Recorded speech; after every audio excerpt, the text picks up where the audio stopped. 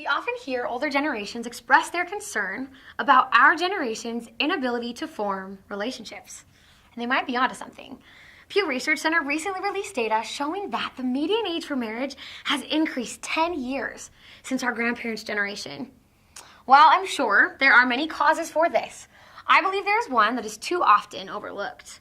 We are scaring people off too soon. In former times, it was common social practice not to introduce a new friend or significant other to the family and extended family until the relationship was secure. Well, we no longer have that luxury. On February 4th, 2004, Facebook was invented.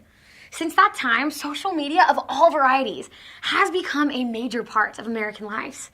Because of this, although we may just be classmates or new acquaintances, when you accept my friend request online, you have just invited me to your family reunion, and vice versa. Think about it. Social media is making it easier for your family, especially those who are over the age of 45, to embarrass you. In a recent study done by Parenting Magazine, 79% of adults said that other adults overshare on social media, yet only 31% admitted to oversharing themselves. Interesting.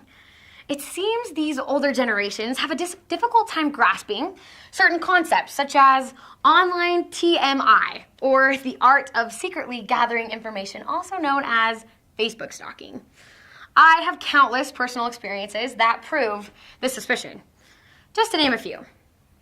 In an effort to get to know a boy I had just started dating, my dad, a Facebook stalking novice, once accidentally shared an old photo from this boy's timeline on his own Facebook wall. He shared it. Or how about the time my friend's mom posted a picture of her holding up her first credit card, flashing the number for all to see.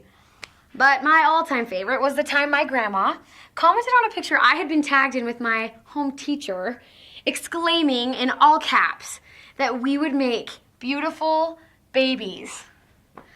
As we address the cause of this social media crisis, we have to be sympathetic towards a generation who grew up passing notes in class, only having to worry about being embarrassed by their parents when they picked them up after school, or when they got a phone call from a friend on the landline phone. After all, many of these family members joined social media in the first place in a desperate attempt to become connected with a generation increasingly hooked on technology. The good news is, I believe there really is a solution to this problem. I would like to suggest 2 things that you can do to make social media interactions more positive for your family members. First, communicate. Be willing to share with these people the things going on in your life so that they are less likely to feel the need to Facebook stalk that boy you just started dating or ask personal questions under your most recent post. Is it possible that if we were more open with adults, they would feel less of a need to be on our social media in the first place? Second, educate. Be proactive and teach these people how to use social media. For example, teach them the difference between posting on your own Facebook wall and posting on someone else's Facebook wall.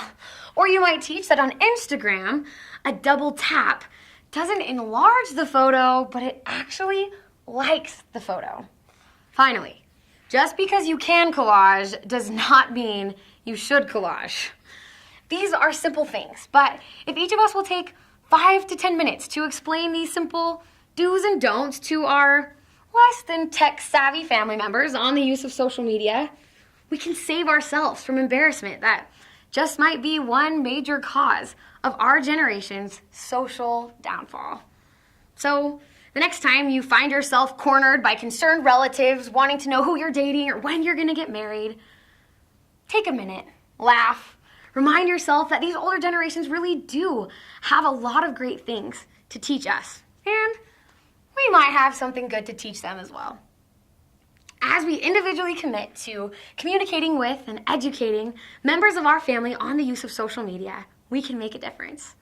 And so I ask, when it comes to this social media crisis, will you act or will you wait to be acted upon?